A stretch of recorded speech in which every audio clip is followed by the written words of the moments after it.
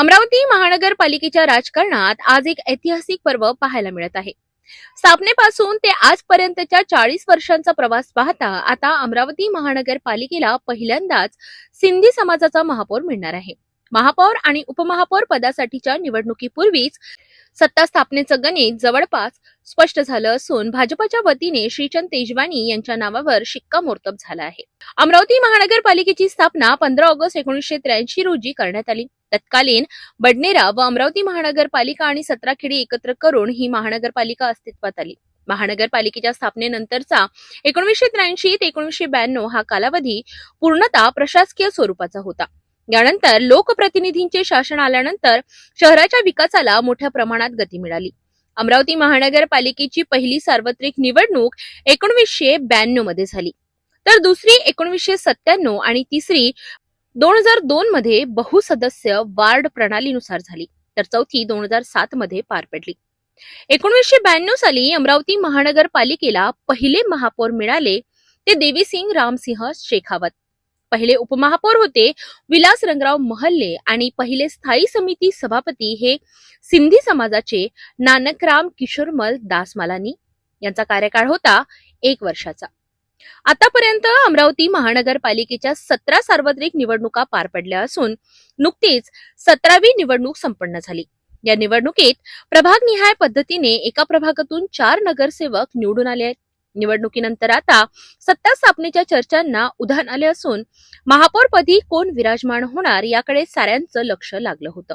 दरम्यान भारतीय जनता पक्ष, शिवसेना शिंदे गट आणि युवा स्वाभिमान पक्ष यांच्या युतीतून सत्ता स्थापन होणार असल्याचं स्पष्ट झालंय।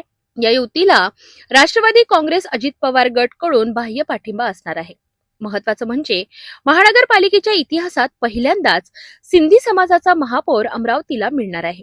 भाजपाच्या वतीने श्रीचंद तेजवानी यांच्या नावावर महापौर पदासाठी शिक्कामोर्तब करण्यात आला आहे। पहले तो मैं नीचे से लेकर ऊपर तक और ऊपर से लेकर नीचे तक सभी मेरे नेतागणों का मैं बहुत बहुत आभारी हूँ, जिन्होंने एक छोटे कार्यकर्ता को अर्श से लेकर अर्श तक पहुँचाया है। बहुत बहुत आभारी हूँ मैं पूरे भारतीय जनता पार्टी की टीम का, जिन्होंने मुझे लायक समझा। आज महापौर की इतनी बड़ी प्रथम नागरिक की जवाबदारी मुझे दी हुई है। इसमें मैं पूर्ण कोशिश करूंगा, अपना पूरा जदोजहद करके उनके नज़रों में पूरा खरा उतरूंगा और जो निर्णय समय समय पर पार्टी लेगी मैं उसे पूरा करने की पूरी कोशिश करूंगा। विकास का है जो मुद्दा, स्वच्छता का मुद्दा है, इस पे हम प्रायोरिटी से काम करने वाले हैं। जैसे कि आप सभी को पता है कि 4 साल जो हमारे निकले हैं ये प्रशासन राज के थे, जिसमें सबसे ज़्यादा जो प्रॉब्लम आया हुआ है जनता को, अमरावती शहर की पूर्ण जनता को स्वच्छता की, वो स्वच्छता पे हम प्रथम विचार करेंगे और सभी नगर सेवकों को साथ में लेके मैं पूर्ण रूप से काम करूंगा, यही आप सभी के लिए वादा करता हूँ। सत्ता वाटपानुसार पहिले 2.5 वर्षे भाजपाचे 2 महापौर, पहिले महापौर श्रीचंद तेजवानी 1.25 वर्षांसाठी आणि दुसरे महापौर आशिष अतकरे हे सुद्धा 1.25 वर्षांसाठी।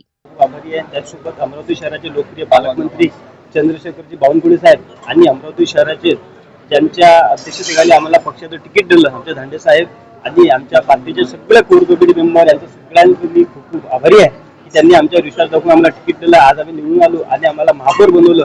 माझ्यासारख्या एखाद्या सामान्य कुटुंबातील पुराला आज ही संधी दिली त्याबद्दल मी सर्व भारतीय जनता पार्टीचं खूप आभारी आहे। काय शहर विकासाचा काय अजेंडा तुमच्या समोर? शहर विकासाचा आराखडा म्हणजे मागच्या 4 वर्षापासून अमरावती महानगरपालिकेमध्ये कोणी नगरसेवक नाही आणि या पूर्ण प्रशासकीय राजवटीमध्ये महानगरपालिकेचं पूर्ण कोलमडलेलं आहे। अशा परिस्थितीमध्ये या अमरावती शहरातील सर्व जे नागरिक आहेत यांच्या ज्या समस्या आहेत, रोड, नाली, रस्ते, प्राथमिक गरजा या पूर्णपणे मागे पडलेल्या आहेत। परंतु आता आमच्या माध्यमातून आम्हाला पार्टीने आमची जबाबदारी दिली आणि त्याच्या माध्यमातून त्यांचं संपूर्ण 100% पूर्ण काम करायला आहे। तर उपमहापौर पदासाठी पहिल्या सत्रात सचिन भेंडे आणि दुसऱ्या सत्रात अजय जयस्वाल हे युवा स्वाभिमान पक्षाचे नगरसेवक असतील।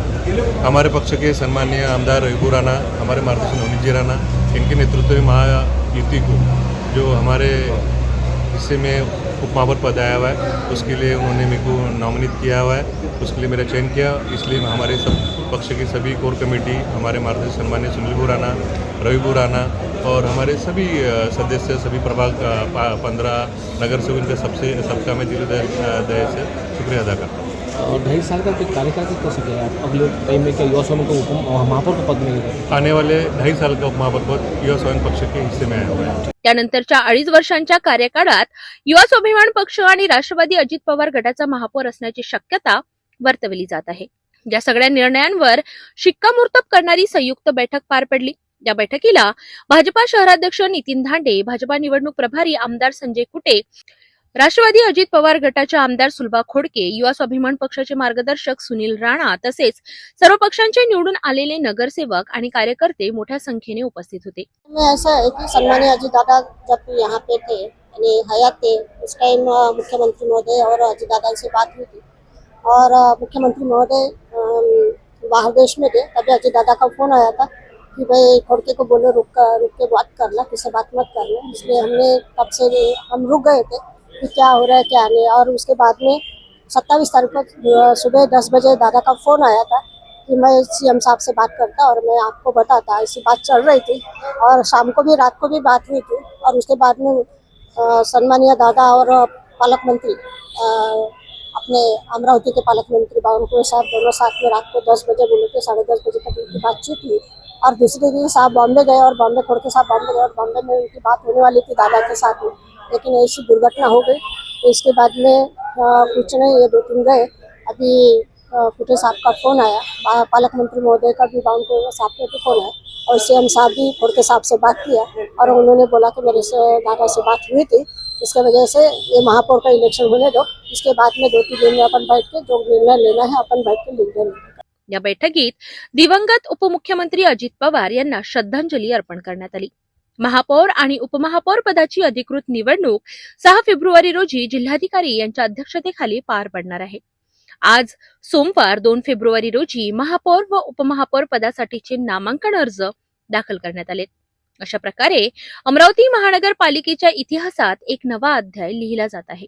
पहिल्यांदाच सिंधी समाजाचा महापौर अमरावतीच्या कारभाराची सूत्रे हाती घेणार असून 6 फेब्रुवारी रोजी महापौरपदी कोण विराजमान होणार यावर अधिकृत शिक्कामोर्तब होणार आहे।